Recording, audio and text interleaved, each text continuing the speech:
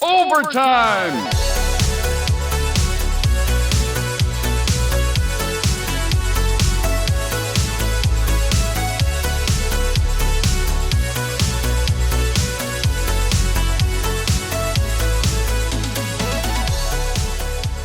Welcome back to Overtime Arcade. We're back out here in the garage, and this is it.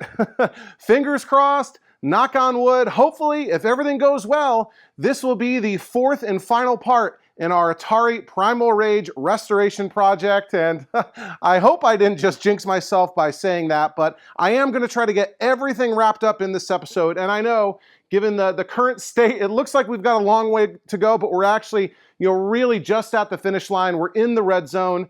And yeah, just to get you quickly caught up here, I got this Atari Primal Rage game, I don't know, a couple months ago, absolutely free. And it was completely working, just needed a little bit of TLC. We rebuilt the monitor, and that looks really, really great. And the only other really issue was some cosmetic work. The side art was a little bit rough. It was missing on one side and really kind of need to be replaced. And this game really isn't for me. This is intended for my buddy Mark's public arcade that he's building at Back to the Media in Winchester, Virginia, opening this summer. And we're hoping to have this Primal Rage as a real showcase piece. So yeah, like I said, the art package needed to be completely replaced. I've got a complete art package ready to go from Galloping Ghost Reproductions. I'm really excited. I want to install this thing. But before we can do that, and hopefully we'll be getting to that very soon, we need to put new vinyl on this cabinet. So the way Atari built this cabinet, it did have full-length side art, but underneath the side art was a layer of vinyl, sort of vinyl wrap covering the entire cabinet.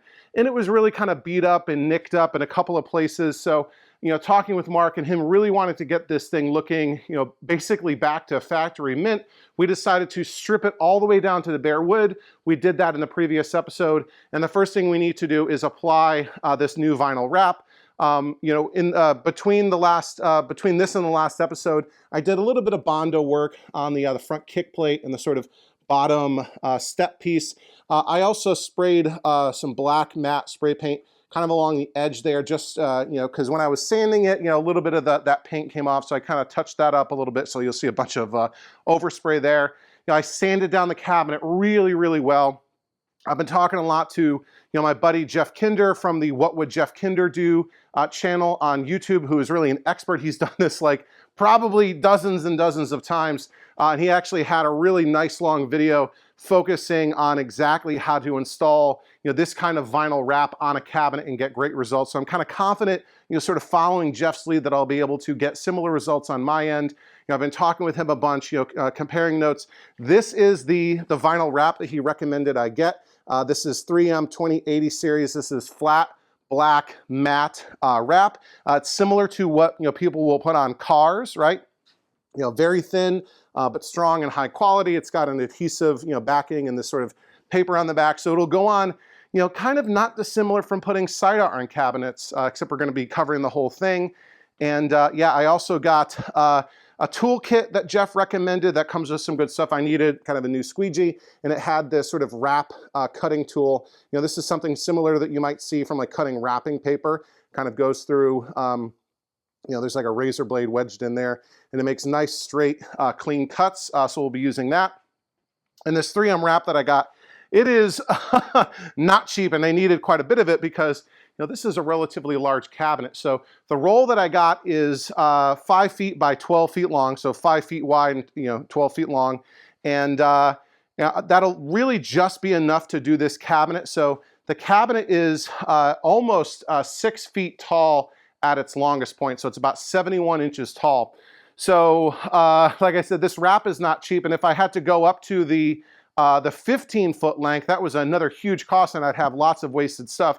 So I did some very careful measurements and some quick calculations, and this 5 by 12 sheet, I've already cut it a little bit. I've cut it into two sections that are 6 feet long by 25 inches across, and this cabinet, sort of at its widest points on the single piece of wood here, is only about 24 inches long. So 25 gives me, about a ½ inch of overhang on both sides. These wings on either side of the control panel box, these are separate pieces, so we will be putting the wrap on those separately. So I've got two pieces of the wrap that I've already cut to size to 6 feet by 25 inches, and I should be able to do both sides with that. Obviously, I've got the cabinet laying on its side on the floor of my garage. I've got cardboard on top of the concrete and then some moving blankets on top of the cardboard so that they don't scratch up the cabinet at all. Like I said, I sanded these sides down really, really well. I think I did 80, then 120, then 220. You know, it's not quite perfect, and really you want it to be as close to perfect as possible, because any imperfections will kind of be seen through the vinyl and then potentially through the side art on top of that. But I think I'm in good shape and ready to go. Like I said, I studied Jeff's video and got some good pointers from him, and I think we are ready to attempt doing this. So let's get mounted on the tripod. It is hot out here in the garage. It was a hot day today. I just got back from a Little League game, and it's still like 75 degrees out here in the garage. So apologies if I'm all sweaty, and I hope I don't sweat on what we're trying to work on. So we'll move this off to the side here. I've got my clamps to hold down the vinyl, my squeegee, and my cutter. So I sanded this down really well, and I used my air compressor to kind of blow off as much of the sort of, you know, wood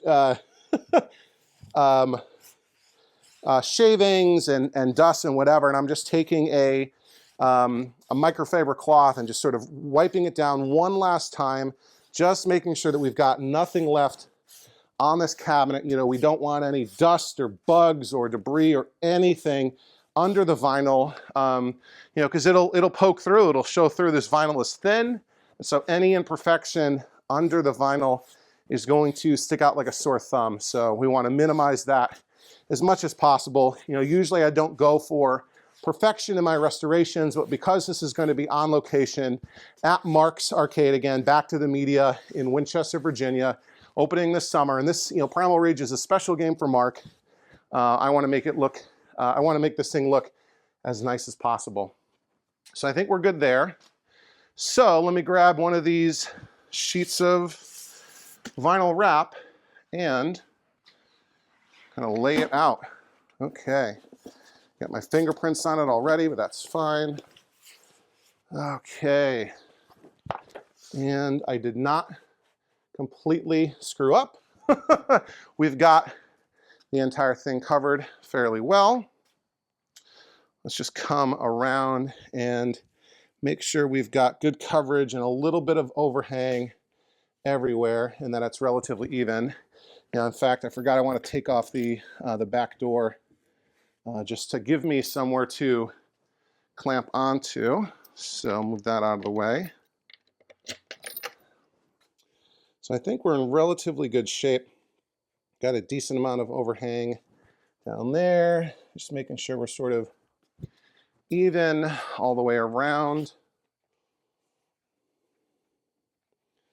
Come up a little bit here. You know, this part doesn't need to be perfect. Just making sure I've got enough sort of wiggle room all the way around. Yeah, that's not bad.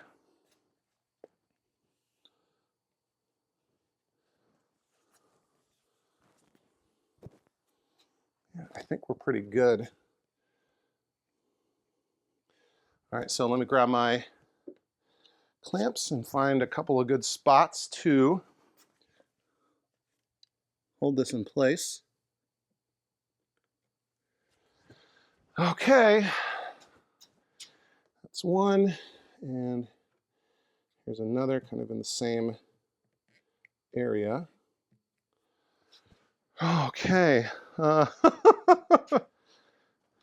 starting to get a feel for what that's going to be like. I think one thing I can do is sort of get a head start on trimming this back. So we've got, you know, the cabinet is angled, so I can sort of take a bit of a chunk out of this. I don't want to do too close just because I'm sort of just eyeballing this. So I can come at a steeper angle and just trim this back just a little bit, just so that I don't have too much really flopping around like crazy.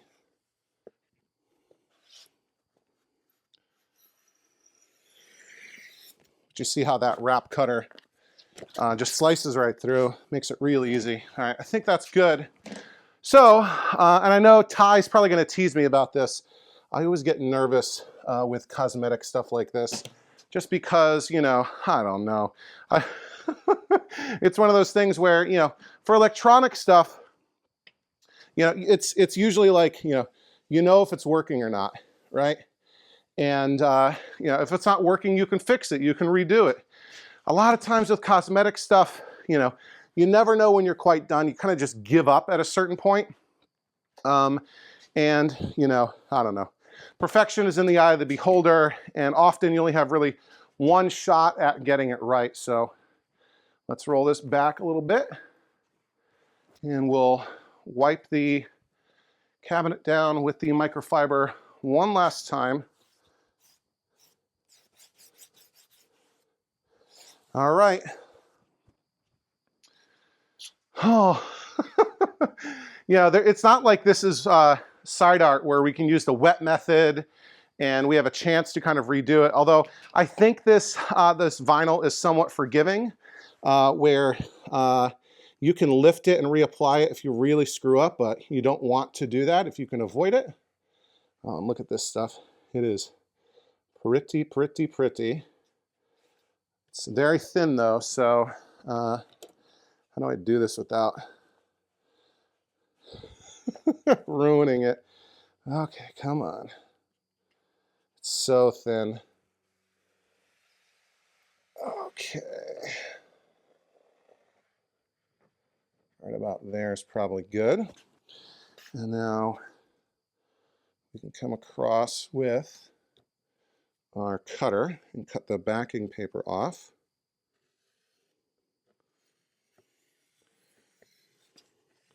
And keep it as straight as possible, trying not to drip sweat onto the adhesive side of the vinyl. And yeah, I guess we'll kind of just hold this up and avoid having it sort of fold back on itself and get stuck, but we are going down onto the cabinet. We're using my squeegee and just making sure it doesn't stick to itself.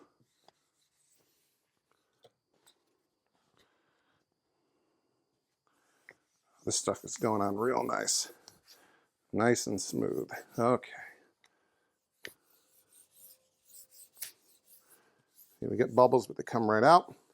I believe this has a really nice sort of air egress technology. Whoops. So if you have bubbles, it makes it really kind of easy. I guess there's like channels or whatever for the bubbles to sort of the air to work its way out.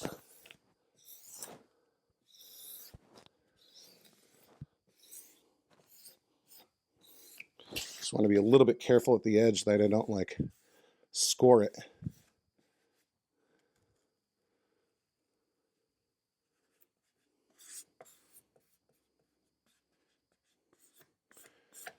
Okay.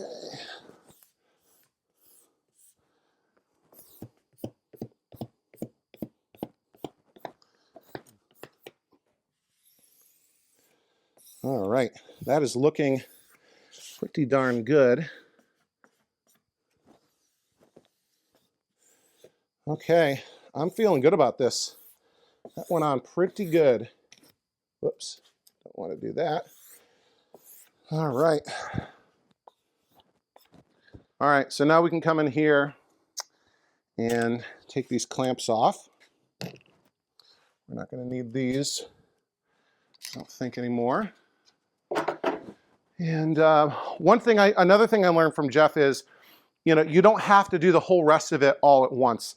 You know, I'm going to kind of cut the paper maybe here, and we'll lay half of it down, and then, or half of the remainder down, so a third of the cabinet, and then we'll lay the last little bit down. So we'll come back like this. Again, I will take my microfiber cloth and just one last wipe down. This is probably just being a little bit OCD.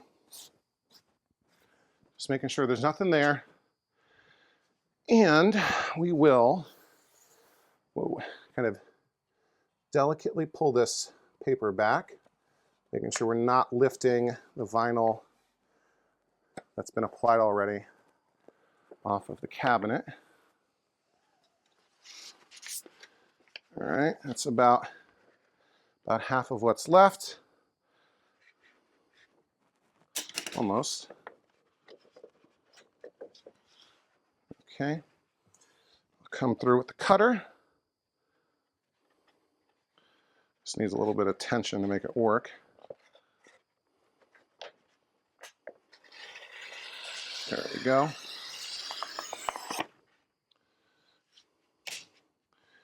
And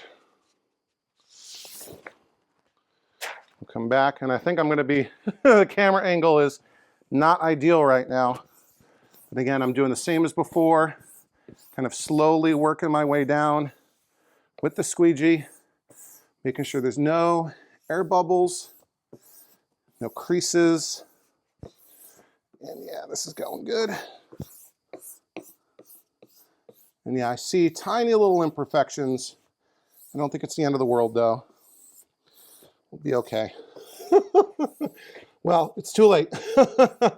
I think we're fine though. All right, and that's about where we want to be. That was a good little air bubble.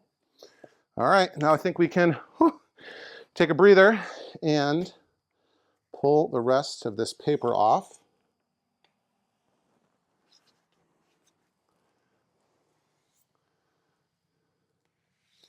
All right. And then finish laying this vinyl down.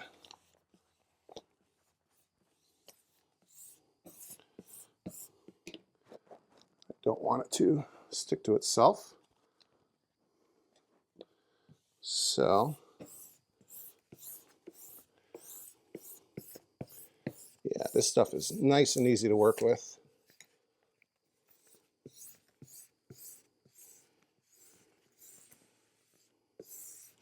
Okay, how does that look? It looks pretty darn great and perfect in person. Again, I would say it's maybe a 99 out of 100 in terms of, or 98 maybe, in terms of perfection, but it's about as good as we're gonna get. And hopefully when this is done, this will be darn near the nicest Primal Rage that anyone will be able to find on location anywhere. Oh, my back hurts. So I'm just coming over, making sure there's no air bubbles. Oh, I see a little bit of air that came out right there. So good thing we're doing this. Okay, I am happy with that. So what we need to do now, last thing, is trim this up. So again, I'm going to use the wrap trimming tool. What I'm going to do just a little bit differently than Jeff though. I think I've seen people do this before. Jeff really trims it flush to the cabinet, so it goes right to the edge. I'm going to trim it with this trimmer sort of flush to the cabinet. So it's going to give me, kind of a couple of maybe 1/8 of an inch overhang that I can kind of tuck behind the T-molding. I think that'll really help ensure that no sort of bare wood is exposed in between the wrap and the T-molding. So hopefully that works out well. I'm going to do it on the back first, just to make sure. Oh, this doesn't really want to cut with the adhesive. It's trying to drag. There we go. Just needs a little bit of love to get it started. And then we can run it right along the edge of the cabinet here.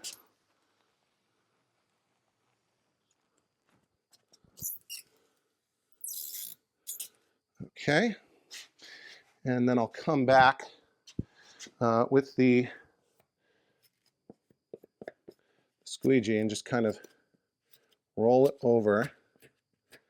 And again, the idea here is that This will tuck behind the T-molding and kind of help ensure that there's no chance of any color poking through, or anything but black showing behind. All right, that's good.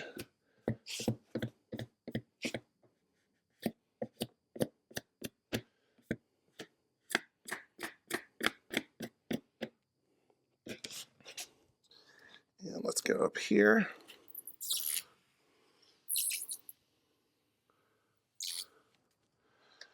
All right. And we might have to trim it a little bit just before we put the T-molding in, just so that we don't get kind of anything stuck in the groove. But yeah, this is looking absolutely phenomenal. All right, I might need to come back and just trim kind of the overlap of the corner, but that is great. Hopefully this is looking phenomenal on camera too. All right, we'll go down here, bottom edge, and this has T-molding. This cabinet has T-molding that wraps all the way around, including the bottom. Maybe this way will be easier.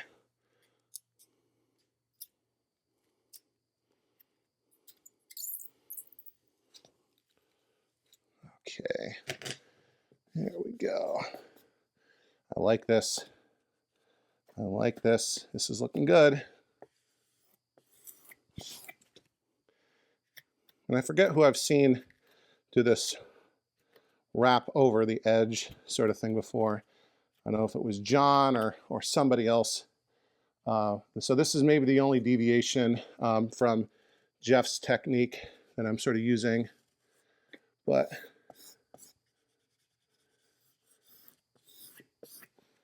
yeah, that's looking good.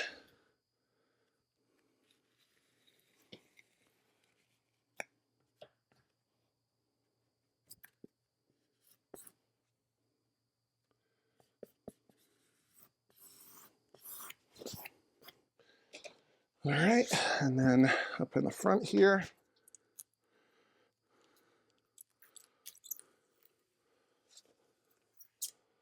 All right, and we'll kind of pull that off.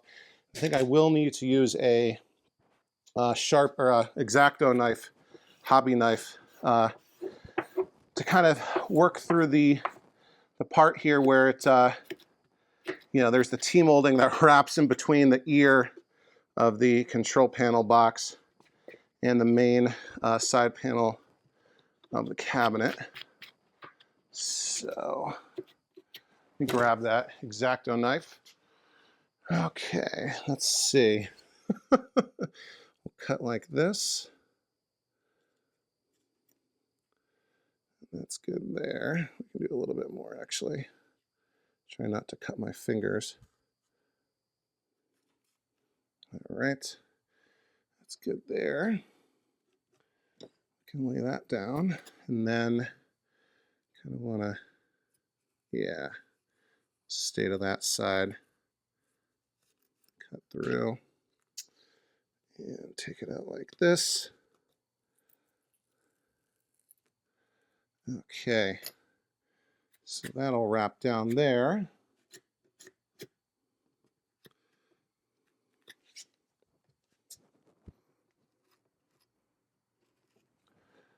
And this, yeah, that looks good. That looks real good. Yeah, I like that. Okay. So let's see. Let's come through like so.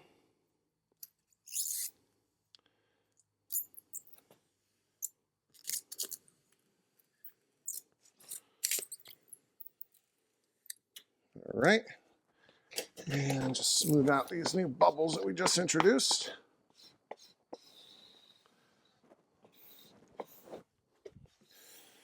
And fold it over.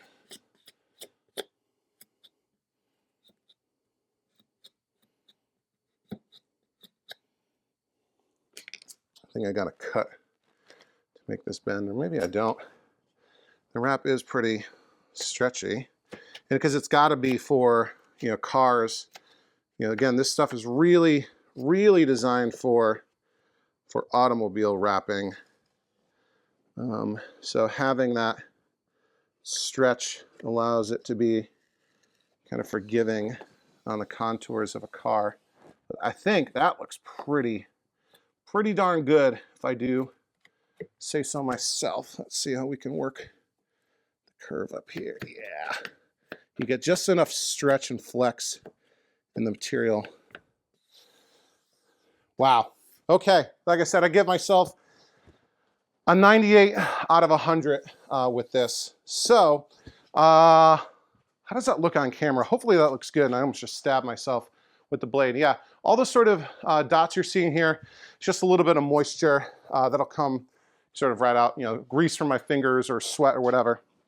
So, yeah, that is the first side of vinyl done together in real time. What I'm going to do here, let me think a second on what my next move is.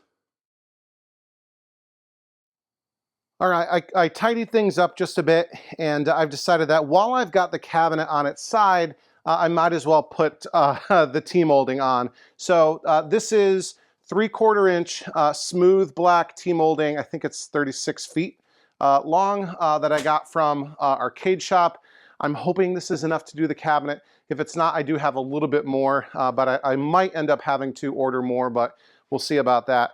And the only thing that's going to make this tricky is trying to get it to line up as closely as possible with the pieces of T-molding that I wasn't able to remove. Again, these ears don't come off very easily. They're glued in place, and I was really going back and forth debating this quite a bit. Got a lot of feedback on what people would do. People are like, oh, you should use like a you know, to pry it apart and use a heat gun, whatever. But I'm worried about, you know, I think the glue joint holding these, and it's like two faces of particle board glued together. You know, if I try to separate that, I'm worried that the glue joint is stronger than the particle board, and the particle board will just sort of burst apart. So I cut the T-molding sort of that's wedged in between as close as possible, and I'm going to try to line up and match the T-molding as much as I can to avoid having any kind of seam. And I think what I'll do is I'll put T-molding here and wrap it around to the bottom and cut it here, and then match it up on the top and wrap it around and have those points meet up on the bottom to avoid having that seam visible.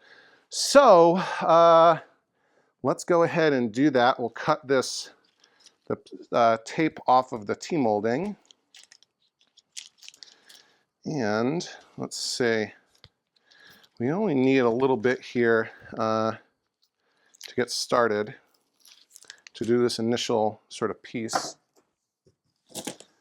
So I'm just kind of roughly fitting it here. We're going to have to cut this barb a little bit just because there's some barb, like I wasn't able to get all the barb out of the original piece, and I might have to glue this ever so slightly to make sure that the this end piece here doesn't come loose. That should be enough of the barb removed. Again, I'm just kind of dry fitting for now. Yeah, that looks pretty good. Or maybe we can just go and install from right there. Do I need to put any kind of glue or something? I don't know, I'm debating if I should put some super glue in there. Yeah, and see, it wants to pull away once I start hammering it in. So I kind of want to like hammer it in a way that pushes it up.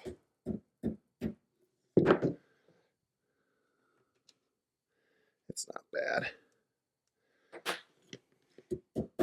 Oops, wrong side.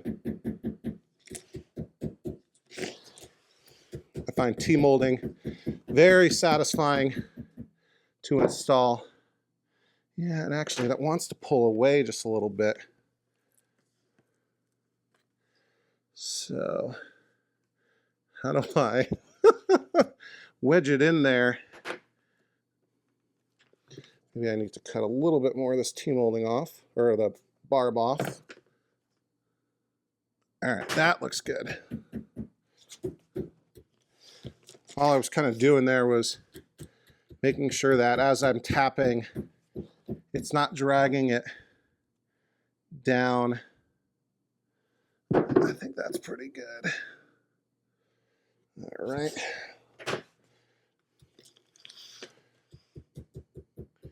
Yeah, I like installing T-molding.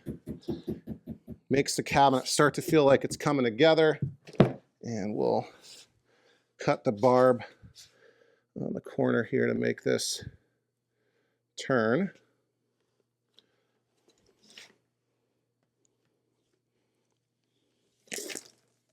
And I didn't want to do that. Drop the T-molding everywhere. It doesn't really hurt anything though.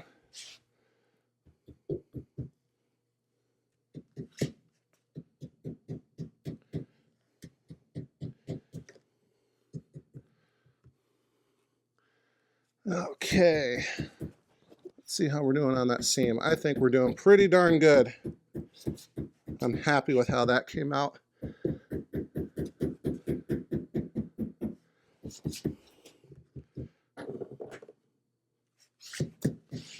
All right, and so right about here, we'll cut it all the way through. Try to make it as straight a cut as possible, of course. And this will be our seam on the bottom where nobody can see it, where the two pieces will meet. All right, very happy with that. So now let's come around and do the other piece of the T-molding, which will be mated up here.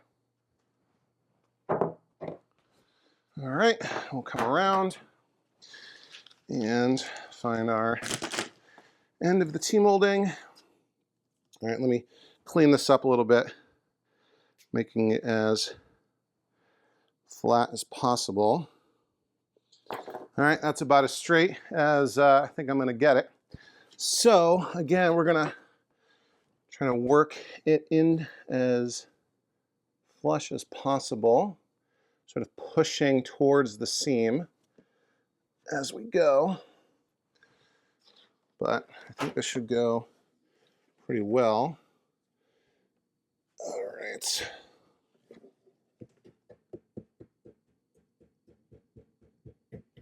Yeah, that's a little bit better. Okay, that looks good. And we need to cut into the barb right about here to make this inner corner.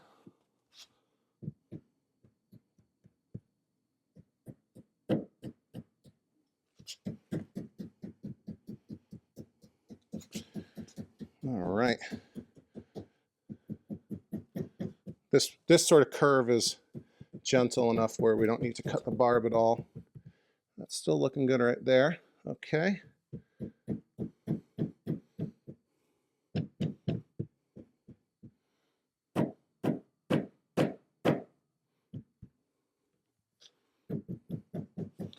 All right. But we do have to make another curve here. So we'll cut into the barb, or cut a chunk out for this corner. Okay.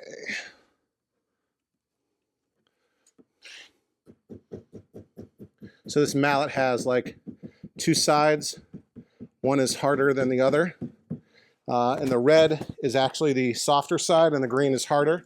So I always think of like, you know, following the spirit of green means go and red means stop. So if I really want it to go, I need to hit it with the green.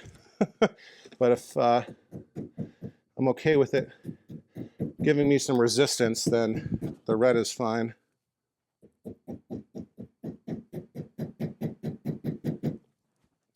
Just coming back and making sure this is laying nice and flat.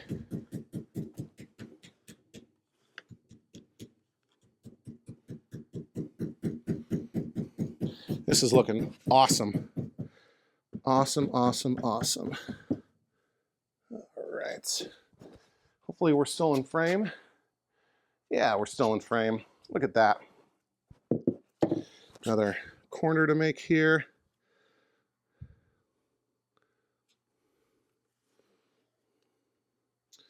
Just cutting the barb again. All right, and then we should be basically home free. Come on. There we go. My T-molding's getting all discombobulated.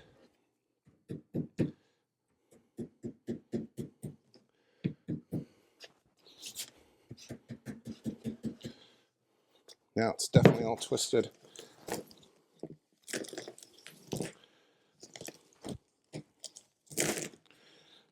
There, that'll work. Okay, we're doing this in real time, ladies and gentlemen. So, apologies if there's any hang-ups. If I really get stuck on anything, I'll, edit that out, of course. That's my favorite part of this YouTube channel is editing the videos.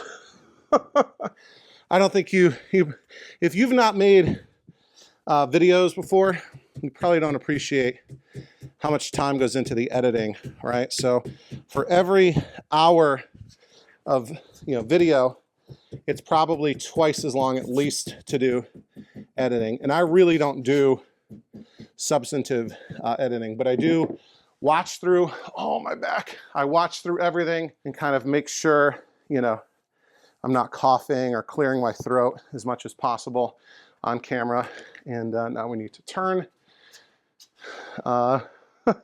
So yeah, editing and all the sort of YouTube administrative stuff to get the videos up takes, at least twice as long. So, every hour of recording is however many hours of actual, repair work. And then, each hour of recording, double that for editing and, production effort. Even though this is a relatively low production quality channel, there's certainly higher production value channels out there. Come on, get in there.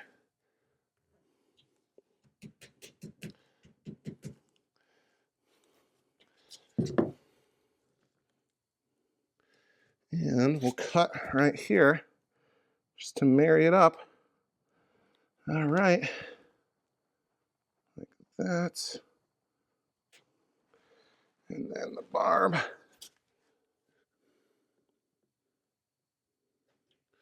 So even though this video is only an hour long or so, we'll see whatever it ends up as, know that a lot more effort went into making it. So I hope you appreciate it. And if you do, hit that like button.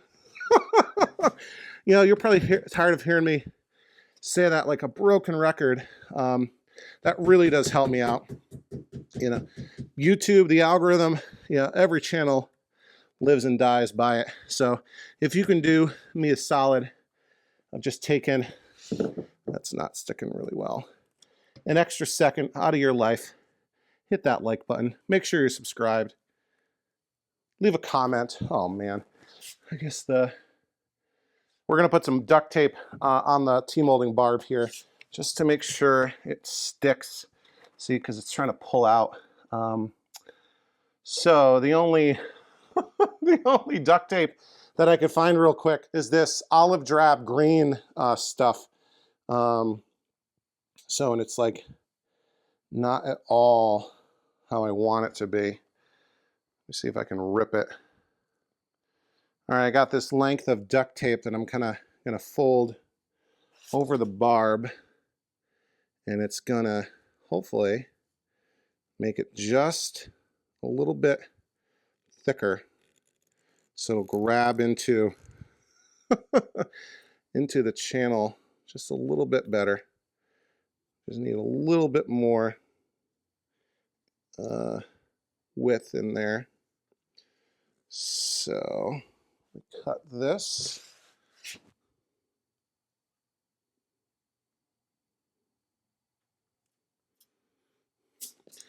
And we'll fold it over. And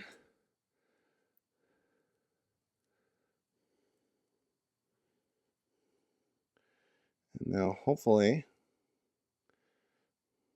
barb is thick enough where it'll stay in there. Here we go.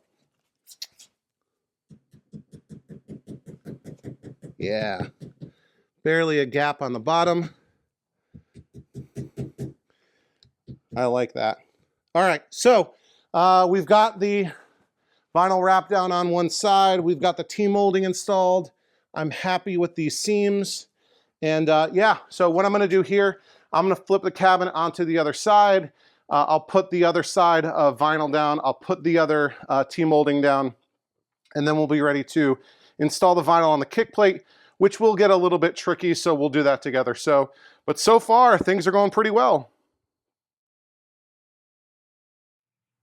All right, the other side of the cabinet, the vinyl went on just as easily, buttery smooth. And yeah, I really, really like how that 3M vinyl wrap that Jeff Kinder put me onto went onto the cabinet. Could not have gone better, so very happy with that. And I got the T-molding on that side of the cabinet as well. And now obviously I've got the cabinet back upright and sitting on a furniture dolly so we can move it around a little bit more easily. So the next thing I want to do is put some vinyl on the front kick plate of the cabinet right here. So we'll get set up on a tripod.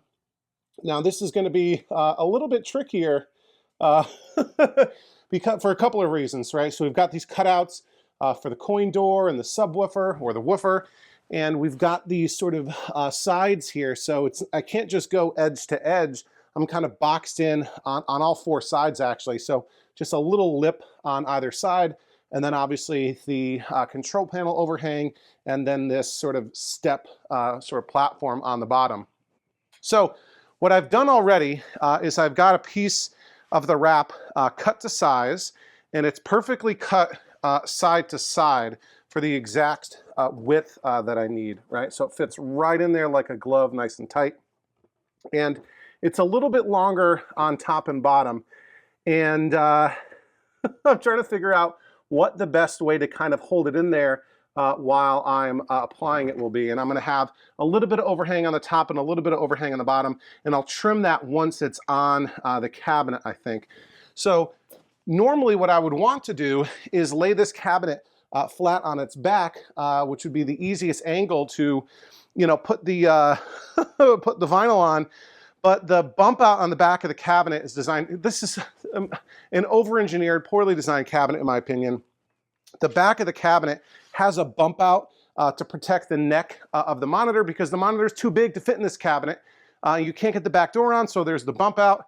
And but the panel that protects the neck of the cabinet or the neck of the monitor is just a really, really thin, almost like balsa, you know, super thin, like MDF material. Like I could easily put my fist through, no problem. And I don't want to have the weight of the cabinet laying on that because then it could break and smash the neck. And yeah, I don't want to destroy a 25-inch tube. So we're going to do this standing up. And so what I have to figure out is how do I hold on to the, how do I hold on to the vinyl while I'm trying to do this. So, you know, because there needs to be something holding it on and there's not really a good place to clamp it. So I think what I want to do is kind of line this up again with a little bit of overhang on top. And of course, I put this on, I put this on backwards. It goes like this. And I'm going to come in here with this piece of wood and kind of clamp it down with clamps on the sides onto the step piece, and hopefully that'll hold it tight enough where we can get the vinyl on. But let me go ahead and wipe down the particle board one last time to make sure we get rid of all of the, you know, dust and whatever, and then I'll go and clamp it down, and then we'll apply the vinyl together. So hang on, let me do that real quick. Okay, I think we're good to go here. Like I said, I've got this piece of wood kind of helping to clamp down and hold the bottom of the wrap in place. My plan of attack is we'll put sort of the top half down, lay that down, and then trim it at the top, right at the edge.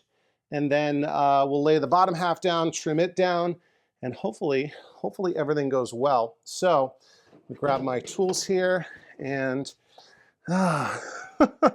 again, I'm a little bit nervous, but I think this will be fine because I have enough leftover vinyl where if I really screw this up, I can do it over again. But let me just get this backing paper started.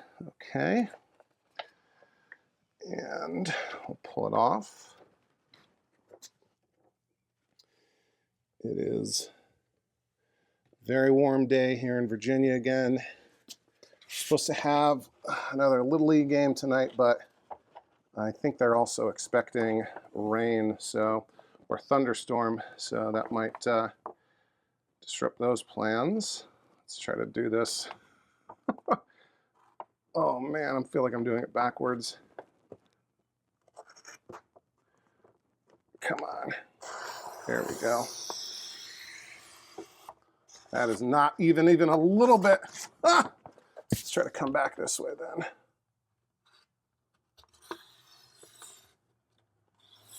That's better. Okay. So, where's my squeegee? It's right here. Hopefully I'm not blocking the camera too much, but we'll be coming up like this. And, you know, these cutouts are weird too. Come on, let go. There we go. These cutouts are weird. So we really want to come up the middle and try not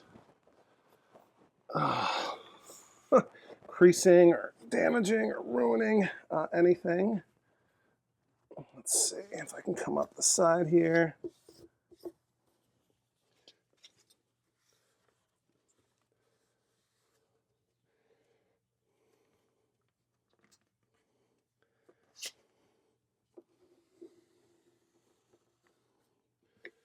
But fortunately, this vinyl is so nice to work with. It's so forgiving. All right, I think that's going on pretty good. Gotta be careful not to punch it in those cutout areas.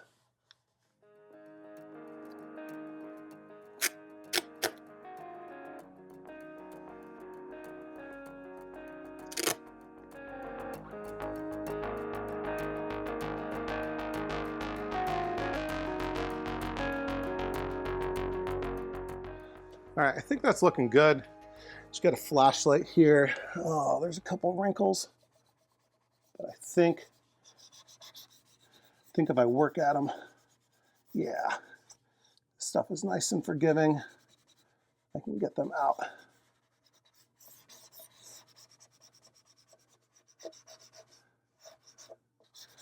All right, so, and actually, I don't even know if I need to trim necessarily up here. Oh, probably a little bit.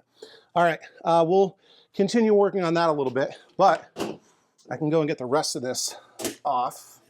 So there's my clamps and my wood. And we'll pull this back a little bit.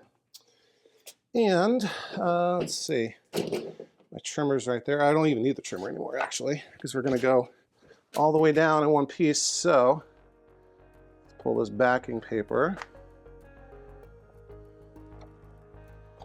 and lay this stuff down.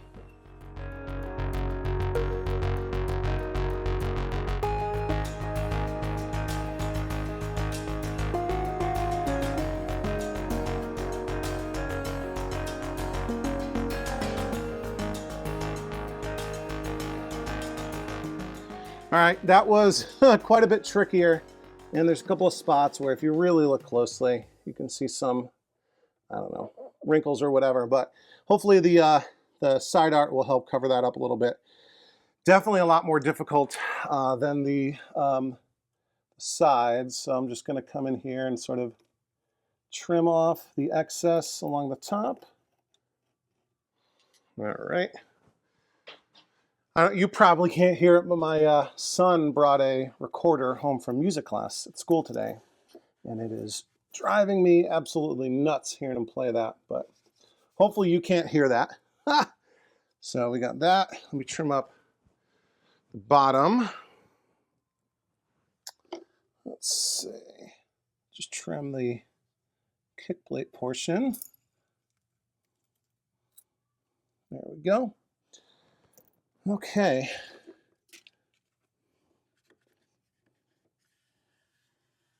I think that looks fine.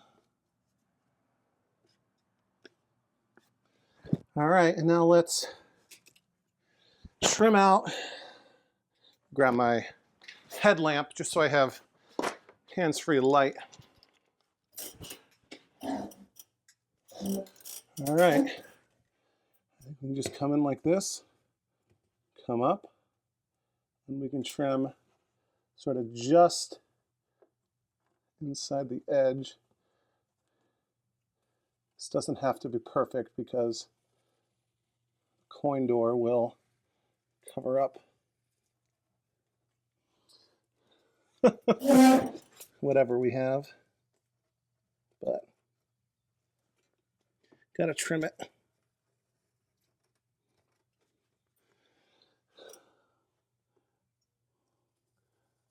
And one thing I did last night, I kind of cleaned up the coin door wiring. They had put in a second credit switch, and I don't know why. So I had to swap the wiring over to the original, which was really no work at all. So I can kind of wrap this in just a little bit.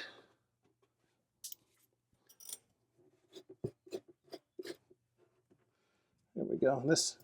The edge is a little jagged, but again, that'll get covered up by the coin door itself. So that's good. And we got 2 more, plus some screw holes, but I'm not going to worry about the screw holes until we're done with the artwork.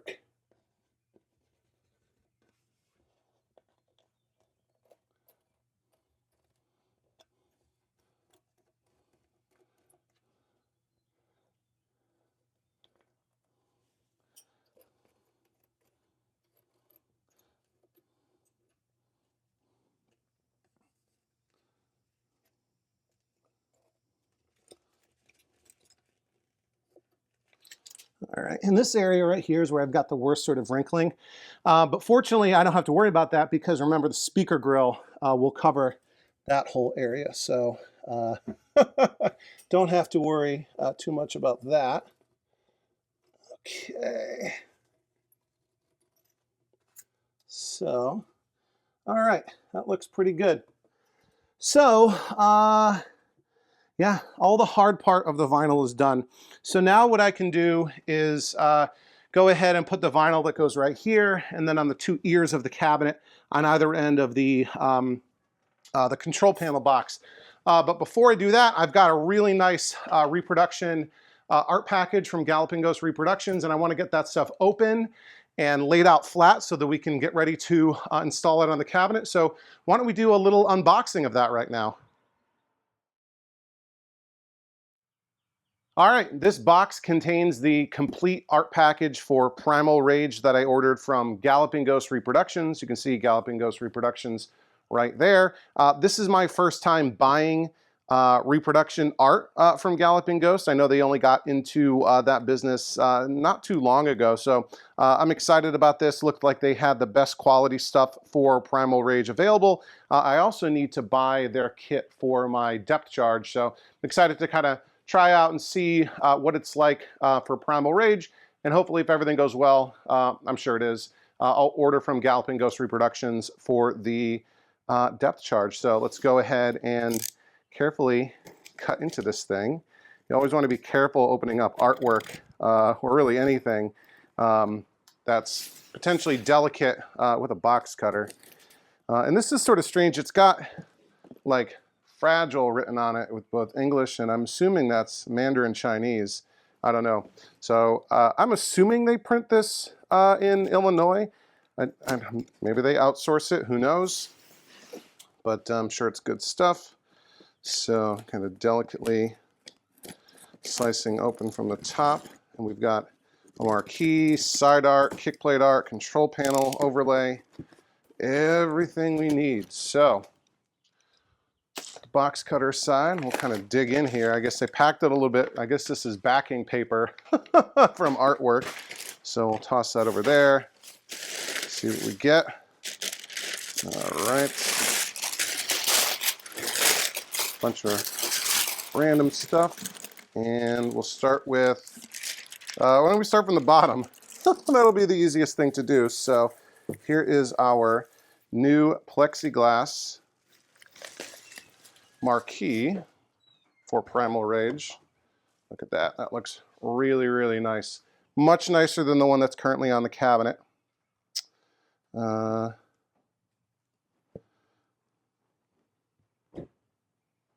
There's a little bit of a streak or two in here. I don't know if that's from the adhesive or what. Or maybe that's just the, is there a protective layer on top of this?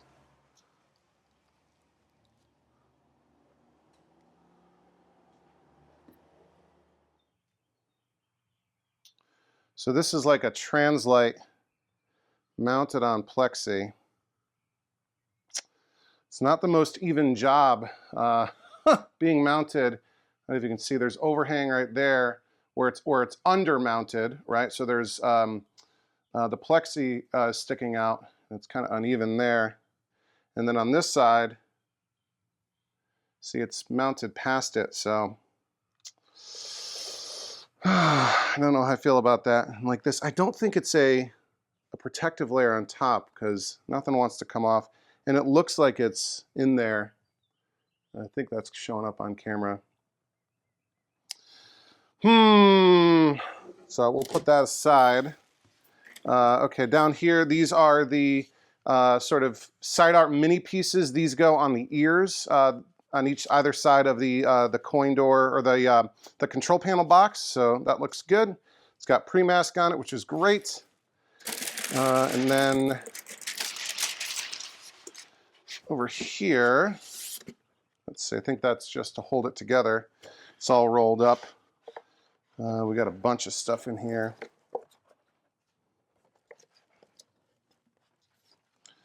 So this looks like the, whoa, that looks like the side art. This, I believe, is the kick plate artwork for the front of the cabinet. That looks good. This is the side art.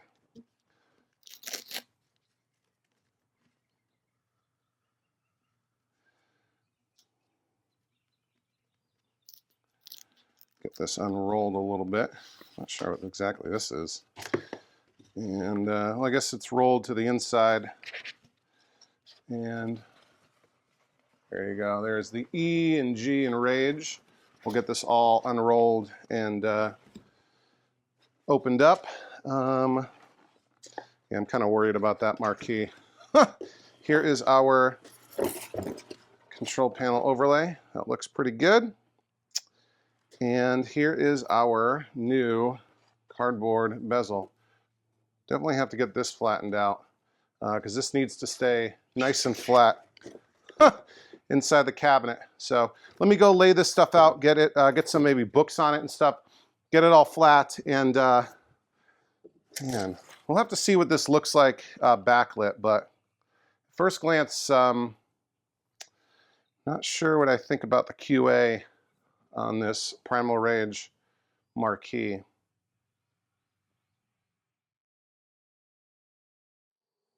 Okay, I finished installing all the rest of the matte black 3M vinyl wrap, and I think it came out pretty okay. So I did the bottom sort of step piece, I did the two wings on the side, and yeah, you know, I mean, the camera is sort of making this look more than it is.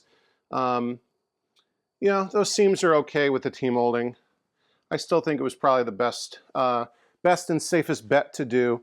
Put T-molding on the bottom. There's sort of a lower, it's kind of doubled up T-molding. I ordered new leg levelers. I'm waiting for those to come in. And I'll wait to install that second row of T-molding on the bottom when those leg levelers come in. But I do have enough T-molding left over, fortunately, of all the same set. So I think we'll be good. And yeah, this side looks good too. So yeah, big fan of that vinyl wrap. Appreciate Jeff Kinder recommending it to me. And I think it looks pretty darn good. So what that means is we are ready to put some artwork on this cabinet. So we'll just get set up here. And I've already wiped down this side of the cabinet because we're gonna do this side first. How does that look on camera? We're gonna do this side first. And yeah, I've wiped it down, so we should be good to go. And I've got my side art unrolled here. So we just first kind of take this over. It's got a pre-mask, so you should be able to kind of see the art through it, but that'll protect the artwork until we're done. And let's bring it over here. Kind of just dry fit it, line it up, see what we're doing. And right off the bat, I don't know what I think about this. This is different than the original artwork. And now I'm kind of, I'm a little bit frustrated. Okay, so what's going on is, if you remember, the original artwork on the Primal Rage was black vinyl, wrapping the sides of the cabinet, and then not quite full-length decals, right? There was maybe a half-inch border, maybe quarter-inch border all the way around, but it was a decal on top of the vinyl, and we removed it, right? This reproduction side art from Galloping Ghost Reproductions is full-length artwork. So this is designed not to go on top of vinyl. This is basically all in one. And yeah, it's not like it's die cut or anything. This is one piece, one full printed piece of artwork. And if you can see through the pre-mask, right, there's a boundary between where the art is, and there's a good, I don't know, 2 inches maybe of bleed. And I guess I'll go and double check the website. I don't think that was what was in the description. I love what Doc is doing with Galloping Ghosts. In general, I'm glad that, you know, arcade, I've never been, I want to go. And I'm glad he opened up a shop. He's doing some stuff that no one else is doing. But if you're not doing it exactly the same as the original, you should probably have some sort of indication when ordering. Just my opinion. Yeah, because this is meant to not do the vinyl as a first step and just put this directly on the cabinet on the bare wood. So I got to figure out what I'm going to do, but this project is dragging on.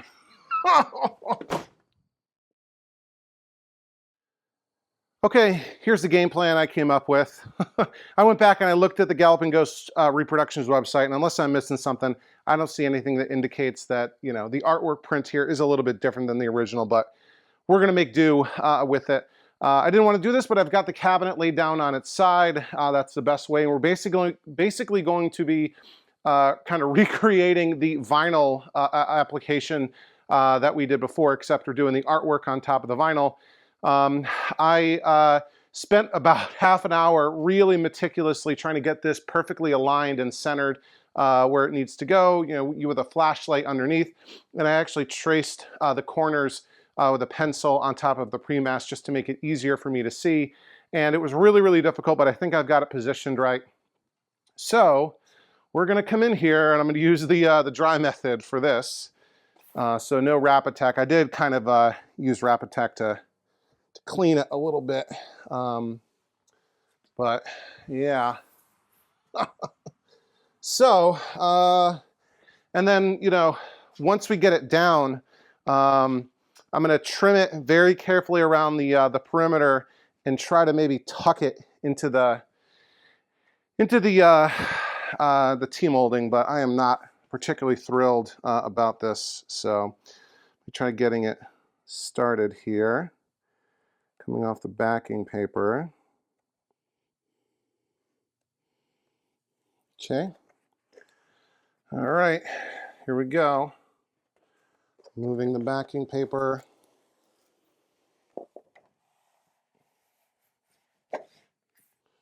Okay. Let's try to cut this as straight as possible.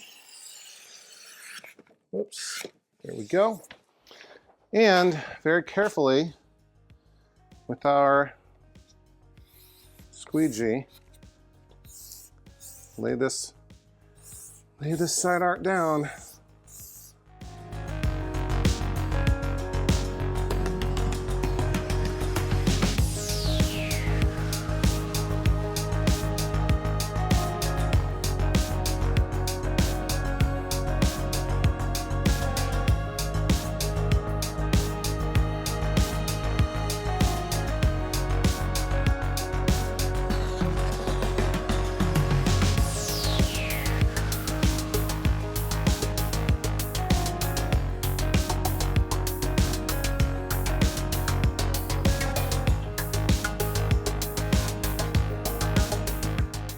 Yeah, the side art's down. I think what I want to do now is, while it's on its side, I'm going to go through and trim it right to the edge with the T-molding, very, very carefully, while the pre-mask is still on, because I want to lay the cabinet down on its other side. I want to leave the pre-mask on for that. And I don't want to do all this trimming while the cabinet is stood up. So yeah, here's what I'm going to do. I'm going to do that trimming, again, right on the edge of the T-molding, trying to kind of tuck it in a little bit.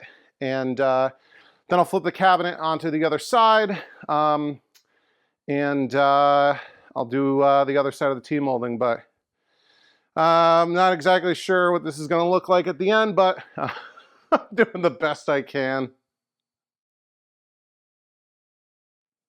Okay, I've got both sides of the side art installed. The cabinet is back upright. The other side I actually did with the wet method, which was 2 steps forward, 1 step back kind of thing. So went on a little bit easier, no bubbles, none of that stuff.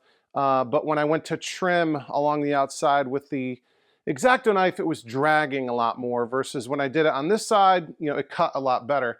And I kind of followed the groove of the T-molding, and that kind of did a good job. You know, maybe there's a couple spots where I sort of nicked it, like right here, but I think it'll be okay.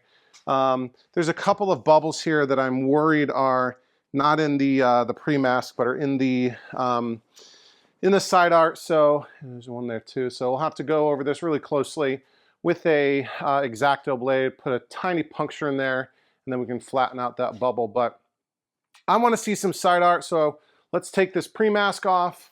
So this is like a layer that kind of protects the side art while you're installing this.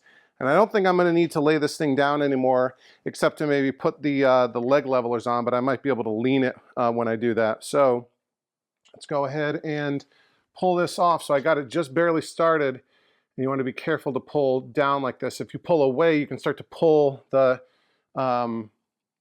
side art off of. So you want to pull, there's a little hanging little piece there. You want to pull straight down, because if you pull out, you can start to pull the side art off of the cabinet. So let's pull straight down and see this reveal. It's already a million times better than what it looked like before.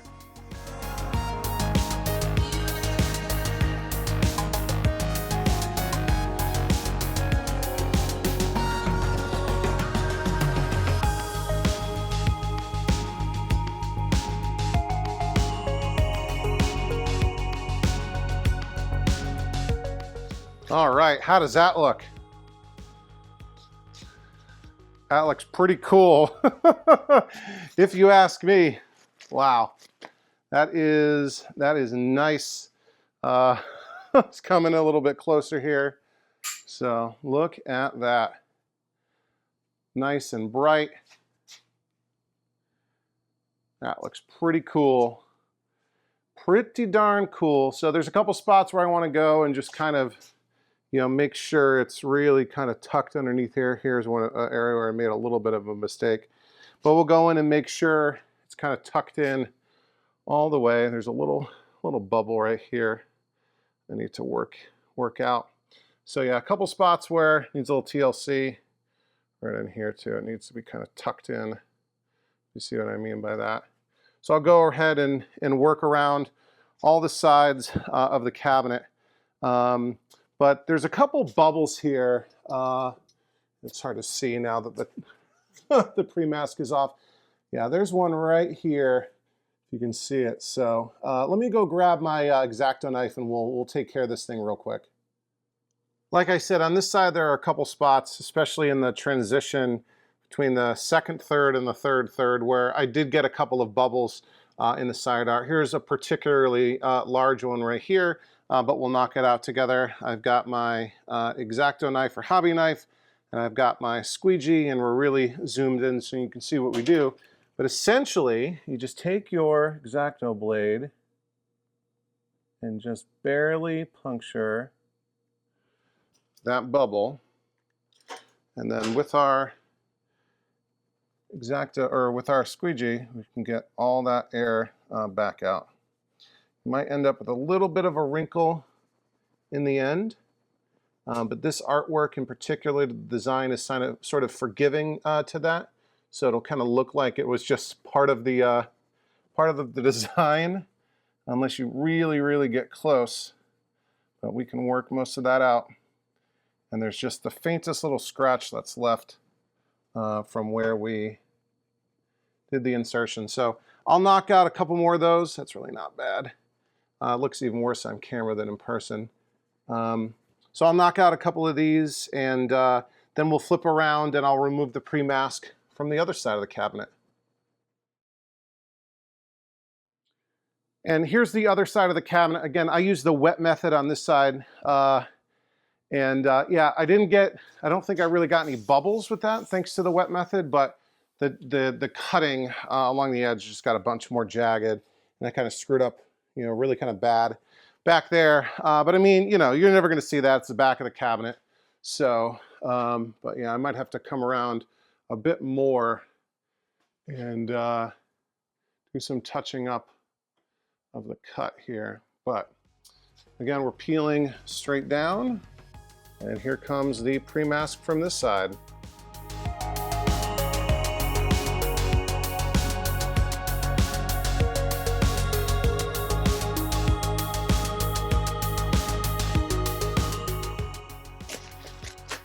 Okay, that looks good. There's some spots where, yeah, I need to go with the squeegee a little bit more, but all in all, I'd say this looks great. Yeah, a little bit of touching up I need to do with, you know, the edging. Yeah, I think that looks great. So what I'm going to do, I'm going to spend some more time getting those bubbles out. I'm going to, you know, work on the edging, kind of clean that all up. And I think I am going to jump ahead and install the little mini side art pieces that go here, and the front kick plate, you know, on the front of the cabinet. I'll do that on my own. But then we'll come back and we will do the control panel overlay. So I've got the control panel disassembled over here. The old CPO came off really easily. It just needed a little bit of heat and my heat gun on the low heat setting. And I was able to basically peel the whole thing right off. You know, a little bit of cleanup I needed to do. And I quickly gave it a spray with the Rust-Oleum Universal Satin Black.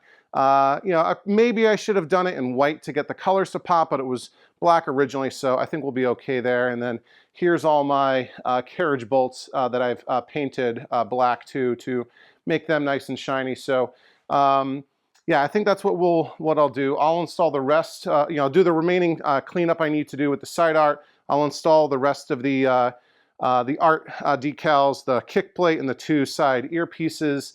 And then we'll do the control panel overlay together. I'll reassemble the control panel.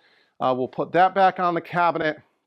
We'll get the PCB back into the cabinet, the coin door, the woofer, and yeah, then we'll be ready to do the marquee and the bezel, and basically we'll be done. So stay tuned for all of that.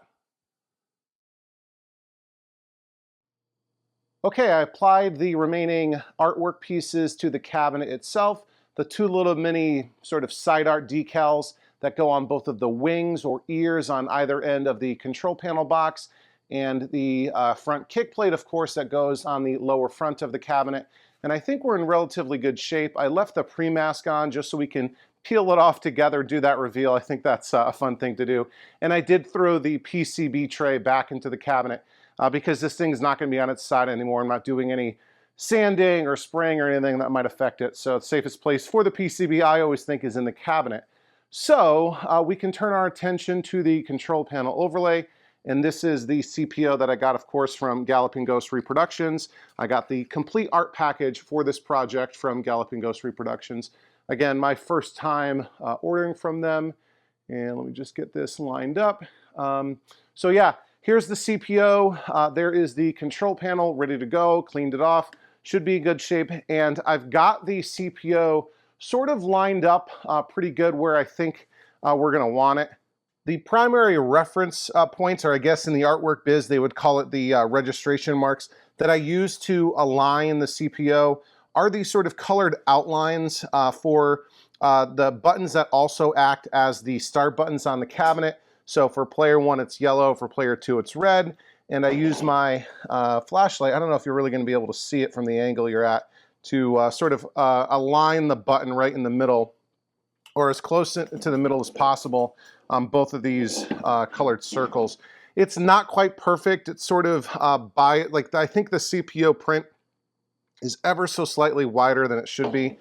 So it's not perfectly aligned, but it's darn near close, and it's sort of matching both sides. I've got these two really strong magnets that came in the vinyl installation kit that I got based on Jeff Kinder's recommendation. Again, link below if you want to buy one of these for yourself. Pretty cheap, and came with some great tools. I always put links to all of the parts and tools and everything I use in all of my videos in the video description, and those are affiliate links whenever I can, so another great way to support the channel. So these are nice strong magnets that are holding it in place, and I've got some clamps right here for additional strength. So I think we are ready to go ahead and install this thing. I probably need to dig my heat gun out to help make these curves. Why don't I actually do that real quick? All right, there's the heat gun right there if I need it, and I think we are ready to go. So let me kind of turn this around, ideally without bumping anything. I think I want to start from down here. We'll pull this back. We'll peel off the backing paper. We'll cut it. And then I'm going to use the dry method again. That'll give me the sort of best sticking power, or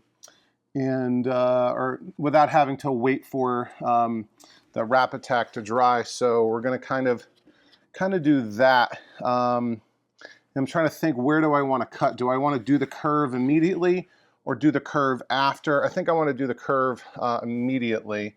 So let's pull this back and cross our fingers and hope everything goes okay. I've got my vinyl cutting tool. Obviously the CPO is quite a bit thicker and more durable than side art, cabinet artwork, because it gets a stand up to abuse. Players and kids pounding on it, giving it the business.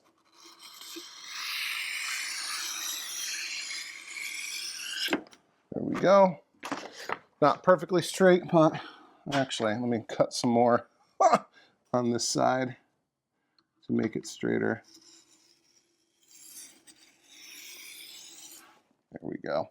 Just so we can have equal adhesion between the sides. I'm going to stand up to do this, and it immediately wants to start sliding the whole thing across the table.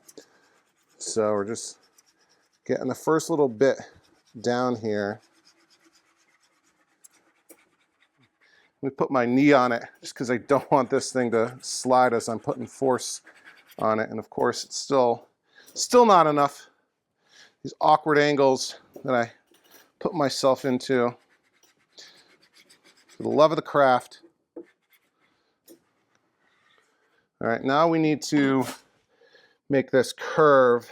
And I think I'm going to put a little bit of heat on it to help with that. So I've got my heat gun on medium, and I'm just going to work this back and forth just a little bit to kind of soften it, just to help make that curve a little easier.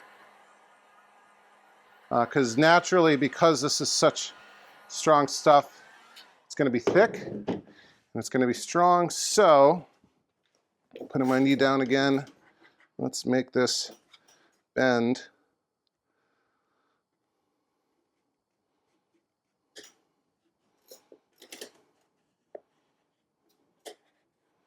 All right, it's not so bad. Maybe if I can use the center to kind of force it into position.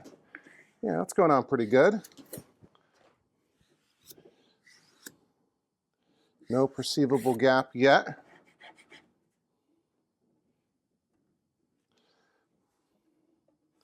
Okay.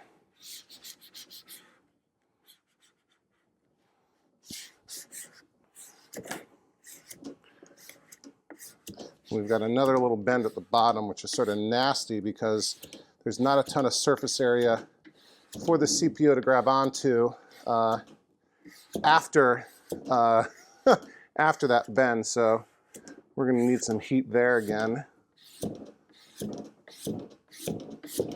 But I think that's pretty good. And again, I'm not feeling any gap on the bend, which is great. I think I can take these clamps off of the sides because I want to use them on this sort of lower bend. We'll flip it around, give you a better view of what we're seeing. So we've got maybe I can extend the, yeah, that'll help a little bit, I think. The hinge, we've got this little bend here that we need to make.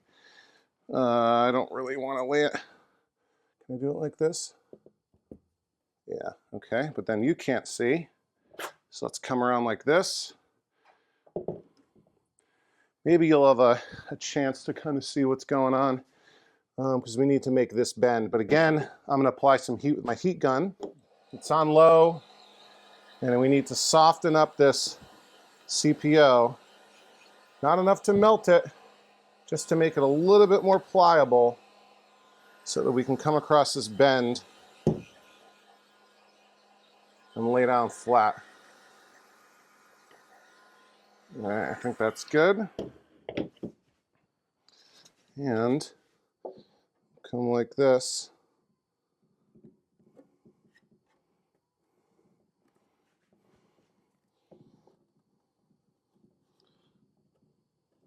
Okay, that's not bad.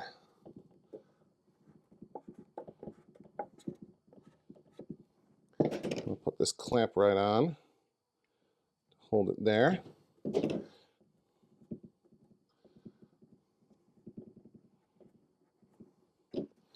All right.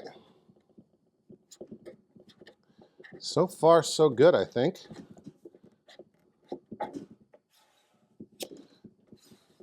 Yeah, this is laying down good. Not feeling any air pockets, anything like that. I think it's nice and straight. Sorry if my head's in the way. And we'll put a clamp on right here. There we go.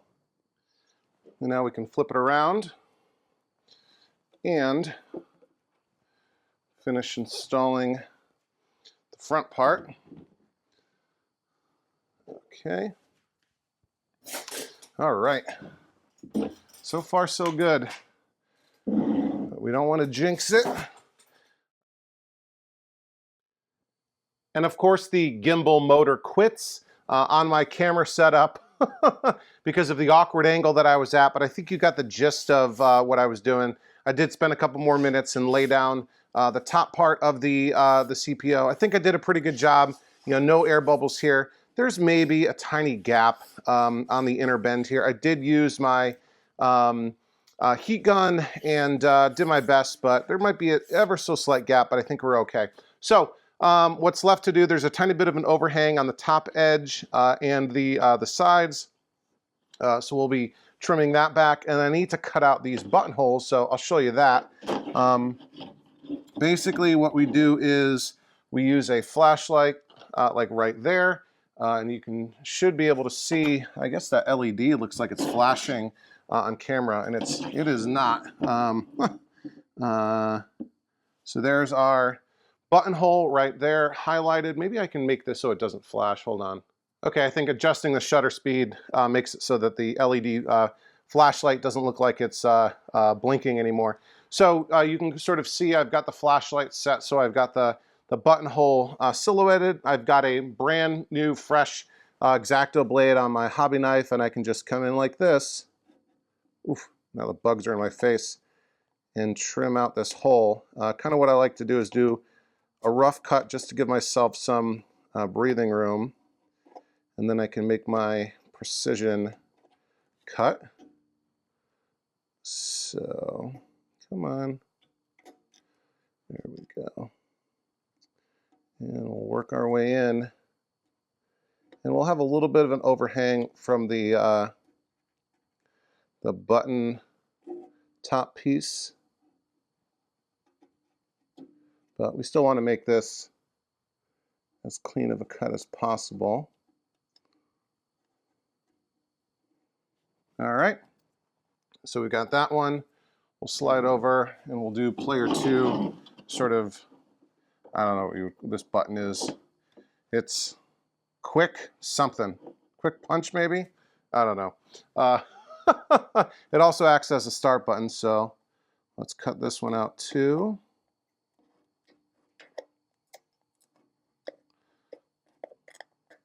Concentrating so I'm not talking. I try to concentrate when I've got basically something as sharp as a scalpel in my hand. All right, and we can come do our precision cut, following the contour. Oh, almost.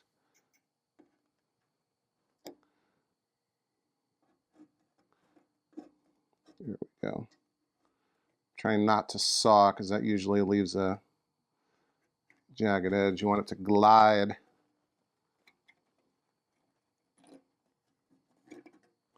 All right, that's pretty good.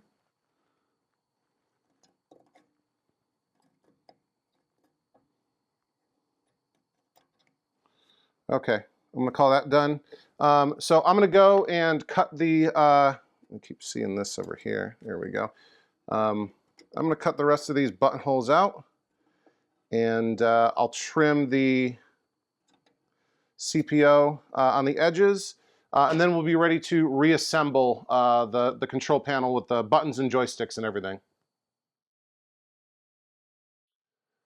All right, I've got all the holes cut, all of the carriage bolt holes cut, the buttonholes, the joystick holes, even the lock hole. So I think we're ready to start reassembling the control panel. So I've got my first joystick here. We'll start with the player 1 side, and yeah, I know it's upside down, but this will basically go right here. So I have my freshly painted carriage bolts. We'll grab one of those and kind of push it through here. And on the back side, ooh, bumped the camera. Yeah, a minute ago, I think I actually broke my tripod, so I might be in the market for a new one. So if you've got one you like and you'd recommend, hey, I'm open to suggestions. So putting a washer on and a bolt, or a nut. Just loosely tighten that down so far. And we can put our second carriage bolt in. Okay, let me try to do this one. There we go. Work that in.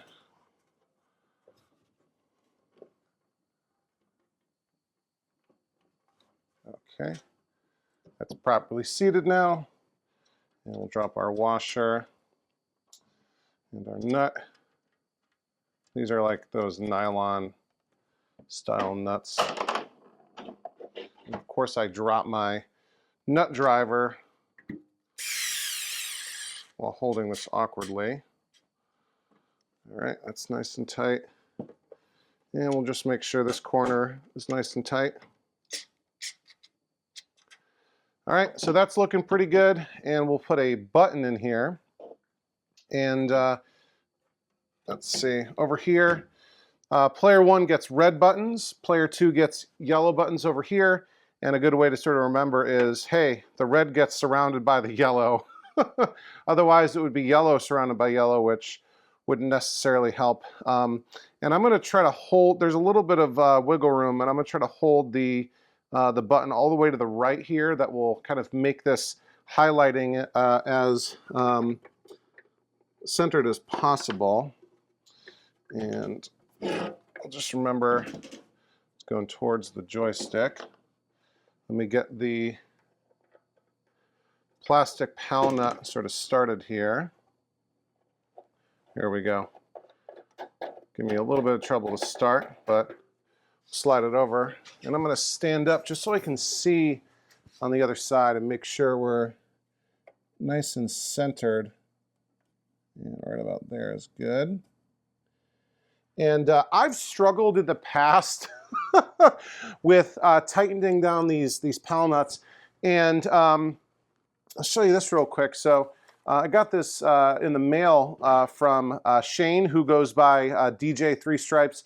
He's a channel member and a viewer, and it says he recently got into 3D printing, and he printed this like button plastic pal nut wrench, and it just fits, it slides right over the top and lets you tighten it down very easily.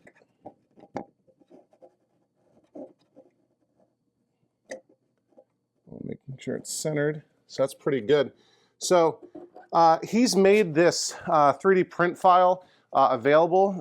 Here's the Thingiverse link right here. I'll put it in the channel description down below if you want to download this and print one for yourself. But yeah, nice handy little tool, makes it a lot easier, rather than trying to get vice grips or something to tighten these things down. This little 3D printed button pal nut wrench works really, really well. So I'm going to go ahead.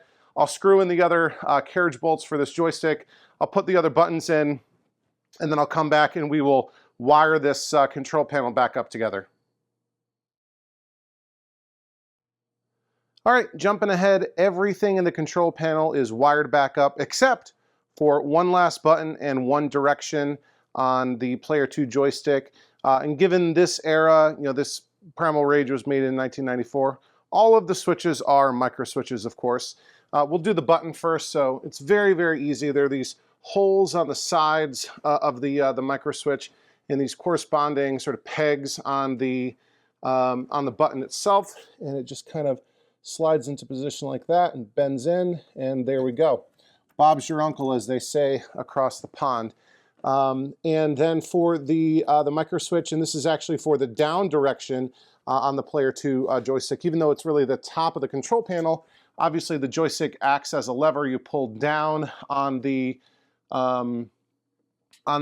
joystick shaft, and it actuates the switch at the top. And one thing I did when I disassembled this is I made little labels with painter's tape, and I wrote numbers for buttons 1, 2, 3, and 4, and up, down, left, and right on both sides, just to make sure I didn't screw up putting it back together. But we'll run the self-test on the game just to make sure everything is correct. So we've got a couple of little screws here.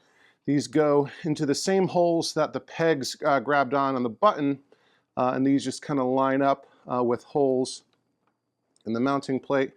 We'll get them started just with my hand, and then my screwdriver will snug them up, and we will be done with our control panel.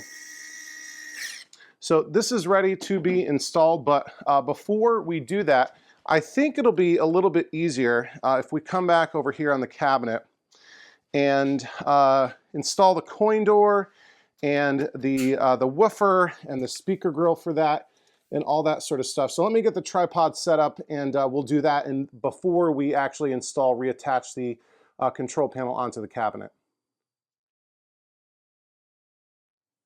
The tripod's ready to go, but first things first, let's pull some pre-mask off, starting with the left side, the left wing. Being very careful not to damage the artwork. And look at that. I don't know, there's just something satisfying about pulling pre-mask off of artwork when you're all done. We'll come over here and do the same thing on this side.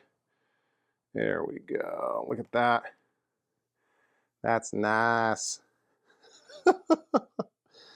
So much better than what this cabinet was looking like before. All right, now we'll go on the tripod and we'll peel it off of the kick plate. Maybe right here would be a good view. Yeah. So I got the corner started, and we'll just peel that pre-mask off. And again, this is just a protective layer designed to, you know, minimize the likelihood of damaging the actual artwork when you're installing it and handling it. There we go. That was just the pre-mask tearing. And one thing I did though was I lined up the speaker grill and kind of I found the old screw holes for the speaker grill, so we should be good to go there. All right, there's a little wrinkle here, but this is going to get covered up by the speaker grill. Okay, so I think it'll be, let's see, why don't we do the woofer first? So here's our woofer.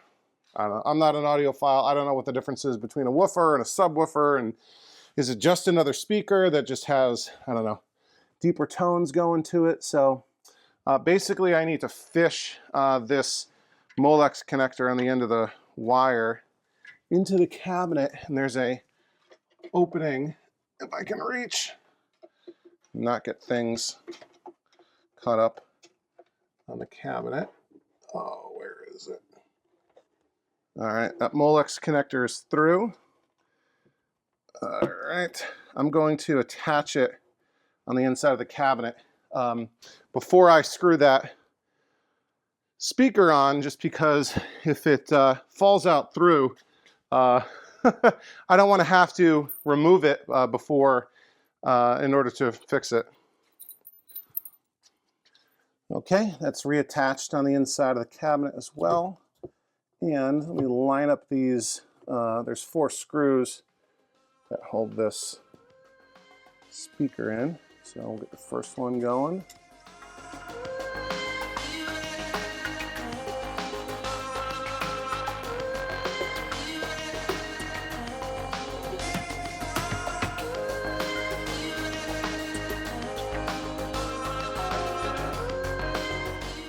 All right, and with the speaker attached, we can come here with the speaker grill and get that mounted as well.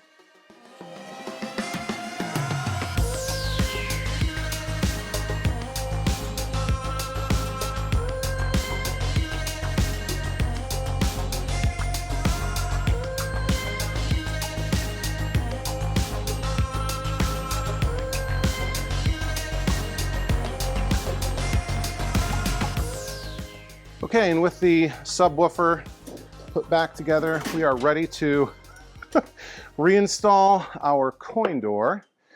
And I just threw a quick coat of paint on the face of it just to, you know, cover up all any issues. And because Mark's going to have Back to the Media Arcade on free play, I removed the coin mechs and the credit switches because the credit switches were broken.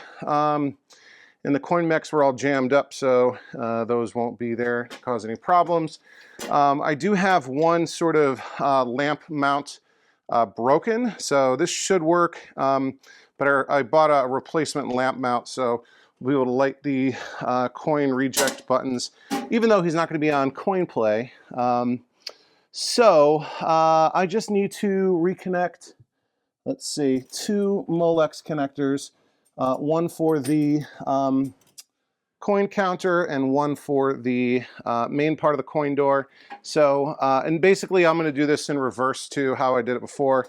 I'll loosen up all these mounting brackets, slide the thing in, and then reach through the door, slide them over, and then ratchet it down. And then I'll be able to reach through the back of the cabinet and make those Molex connections. And you can see right in there, the test switch is now visible because I removed that extra coin counter and fixed some of the wiring here that had been broken to accommodate that new coin counter for whatever reason. So let me install this, and in the magic of television, it will be automatically installed. 3, 2, 1, boom, look at that, fully installed coin door. Not too bad at all. It just takes a while to kind of fidget with those you know, mounting brackets to get everything nice and secure. And I need to replace the locks on this thing, so I just wedged in a little bit of painter's tape to kind of hold them closed for now. Otherwise they want to open up, just given the slight incline in my garage floor.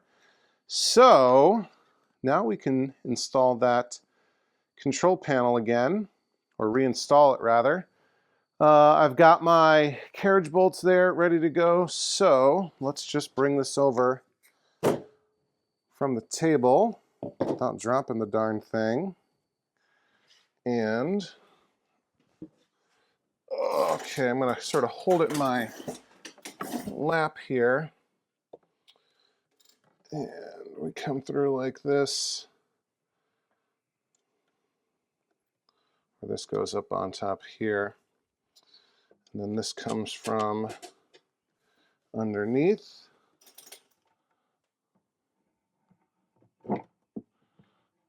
Okay. I'm holding the control panel with my chin, believe it or not.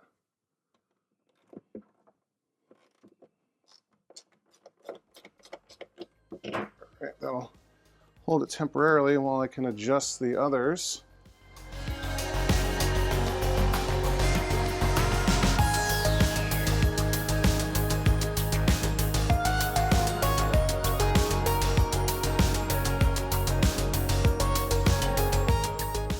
Okay, nice and snug, and we should be able to reconnect our, oops, that one goes here, our Molex connectors. 1 and 2. All right, we are back in business. Let's close this up, although I have it in the locked position. Let's see, which one is it? This one?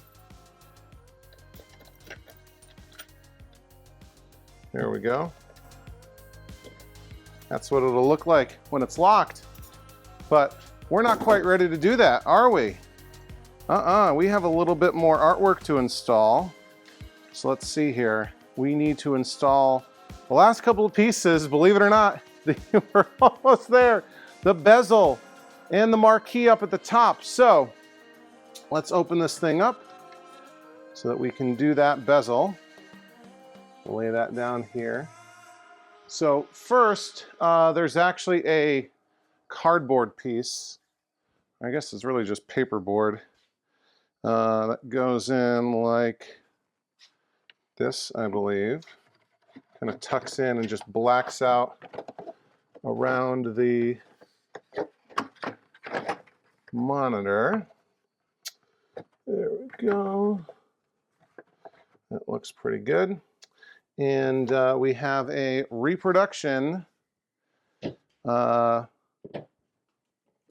artwork piece, which I'm looking at it and I don't know. So it's got kind of a wrinkle up here, which isn't great. But the thing that kind of drives me nuts is, so there's, you know, moves instructions at the bottom, and there's a key on this side because, you know, Primal Rage has this weird control scheme. Anyway, you have to hold or move the joystick, and so it's like ADTU for away, down, toward, and up. That key right there. But if we look at the other side,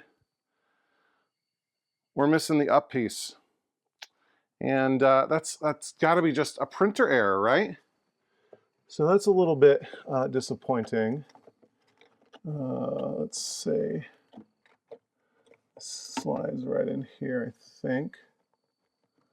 All right, that goes right like that.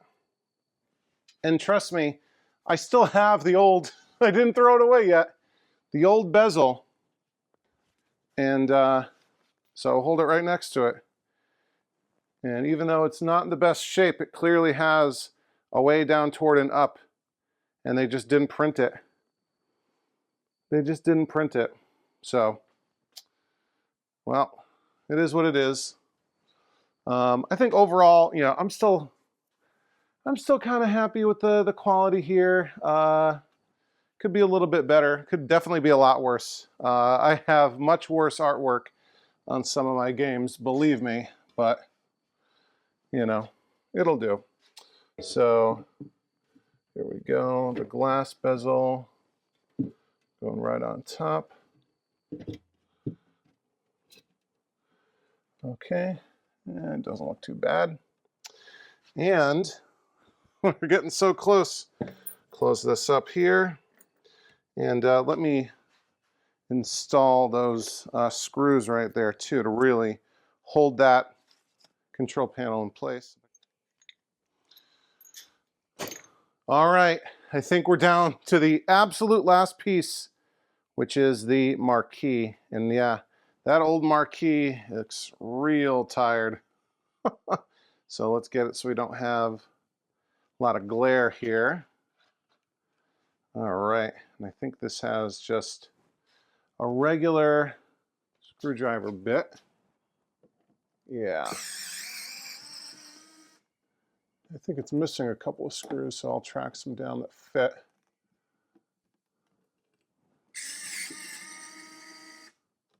Okay. Top bracket is off. We're so close. We are so close. Let's get this old one out of here. Oh, come on, let go. I really need to loosen from underneath. It's teasing me. It's making me work extra hard. Just whoops. And just loosen the bottom bracket, which is also the speaker grill for the upper speakers. All right, now we're, come on. There we go. Now we're out. We are out. Okay. And we can put our new one in. All right. And hopefully this looks good backlit.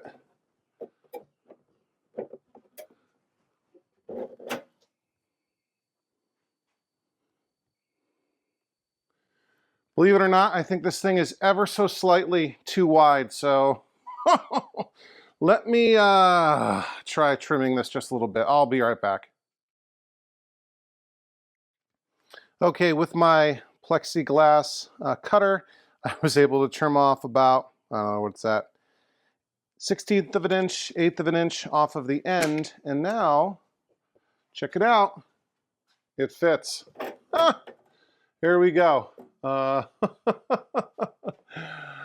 Yeah. I mean, this stuff is, I say, you know, pretty good quality. Maybe it needs a little bit of QA at the end to make sure what's going out the door is, you know, whatever. It'll be fine. Yeah, Mark's probably sweating the whole time with all of this. All right, and here is the last little bit, the top marquee bracket going back on. And we'll get these screws in and then we'll fire this sucker up and we should be in great shape. So, all right.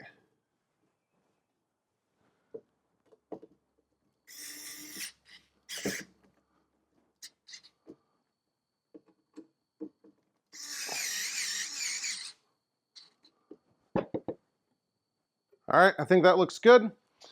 Where in the world is the power cord? What am I doing? Oh, here it is right here. All right. I will plug the power cord into the wall and plug it into the cabinet. All right, and let's back up let's back it up so we can see this thing fire up in all of its glory. Okay, I'll turn the main house lights off. I'll turn the workshop light off, and we're powering up in 3, 2, 1. Look at that. Marquee bulb is working. Beautiful. Neither of the coin door lights are working. I've got new ones on the way, but look at that. Primal Rage. Monitor looks great. Turn the lights back on. Look at that. Very nice. Very, very nice indeed. All right, I just changed the shutter speed to lock it in at 60 frames per second.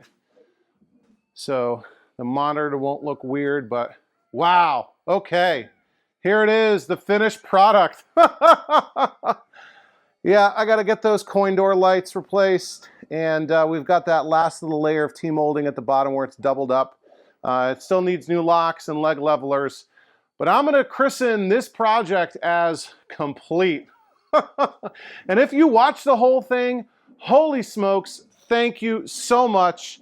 I know this has not been the most popular restoration series on the channel, and I get it. I totally understand. You know, this game is only 30 years old. It's not, you know, 40 plus years old like most of the games I work on out here in the garage and in the basement. With some stuff here I just picked up that I haven't shown off yet. But, you know, at the end of the day, this was a lot of fun, you know, working on a different kind of game that I don't typically work on, a completely different monitor. This is a 25-inch Neotech NT2515C, I believe is the model number. It's late. I'm sorry. I'm tired. Yeah, control panel overlay looks absolutely awesome. Look at that. And yeah, I think the artwork came out great. Like I said, this is my first time buying anything from, any artwork from Galloping Ghost Reproductions. And I think it looks awesome. Maybe just needed a little bit better description on the website, you know, that this was not sort of a die-cut decal, but sort of designed to go all the way to the edge. You know, maybe the marquee could have used a little bit more QA, and same thing with the bezel here, missing some of the printing, but CPO is awesome, and the artwork looks fantastic. There's a couple other folks I think I've seen where they've tried to do Primal Rage artwork in the past, and it just, you know, bad scan, didn't come out good, but this definitely looks incredible.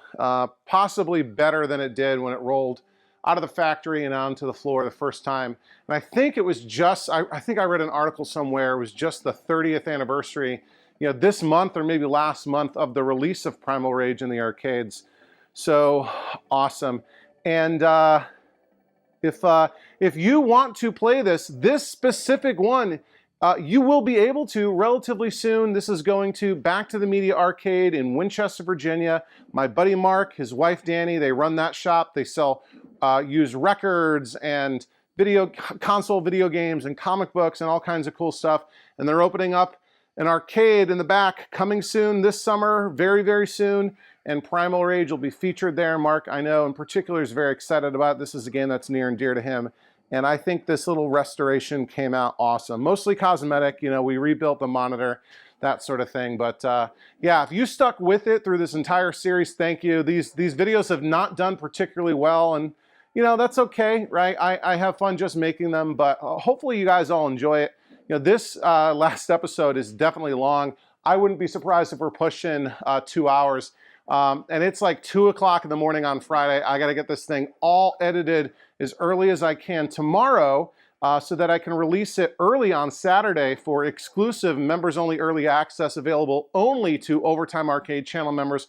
One of the awesome perks that you get with channel membership. For just $1.99 a month, you get to support your favorite arcade YouTube channel, and you get some access to some awesome perks like early access. You get to watch these videos typically at least a day before the public release on Sunday afternoons. You also get access to our monthly members-only live stream, which I need to do this coming week, and for the month of May. and you get access to our private members-only Discord, which is super active, a ton of fun. We have a lot of fun talking about what we're playing, what we're working on. We do a weekly tournament, what we're picking up, all that kind of stuff. So if you're interested in learning more about what it means to become an Overtime Arcade channel member, click on that join button down below. Just below this video, you'll learn all about it. And if this is your first time at the channel, thank you. Please subscribe. I release new videos every Sunday to the public, Sunday afternoons, and they get released early to channel members, like I was just talking about. And sometimes I'll throw a live stream. We do the Coin Jam podcast. Next episode is coming up again next week. We'll live stream that. What else? I need to do a public live stream for celebrating 4,000 subs. I think we're at about 4,125 last time I checked, so that is awesome. We'll do a live stream to thank all of you. We'll play some games and hang out and have a lot of fun. But yeah, please do all the things that YouTube wants you to do, what the algorithm needs to keep this channel growing. Hit that like button, share, leave a comment, right? Share this video wherever, social media, email, text it to your friends, anyone that you think might enjoy these videos. Did you ever play Primal Rage? You have a buddy that you grew up playing Primal Rage with, either in the arcades or on the consoles? Anyway, anything you can do to help me out with the algorithm, help spread the word about this channel, get more eyeballs on it, would mean the world to me. So thank you so much for all of that. Yeah, last great way to support the channel, buy a t-shirt, buy a mug, a hat, something like that. We get people order stuff in the merch shop all the time. I saw one order just went out today, so thank you for all your support there. Links down below to the merchandise shop too. Get some Overtime Arcade swag to wear to your next arcade tournament party. But yeah, guys, this project is over. We've got a lot more I need to work on back here soon, including some pickups I need to reveal, but we'll get working on the Q-Berts and finishing up the Ms. Pack and a lot more stuff to go to. So I think finally we'll wrap up this video here. As always, thanks for watching Overtime Arcade. I'm Charlie, and I'll see you next time. Overtime!